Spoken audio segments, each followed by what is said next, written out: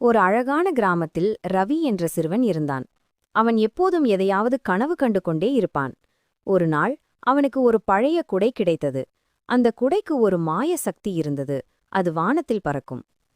ரவிக்கு அளவற்ற மகிழ்ச்சி. அவன் அந்த குடையை வைத்துக்கொண்டு உயர உயர பறந்தான். மேகங்களைத் தொட்டான். பறவைகளுடன் பேசினான். கிராமத்து மக்கள் அவனது சாகசத்தை பார்த்து வியப்படைந்தனர். ஆனால் ஒரு நாள் அந்த கிராமத்தை ஒரு கடுமையான வறட்சி தாக்கியது. ஆறு வற்றிப் போனது. வயல்கள் காய்ந்தன.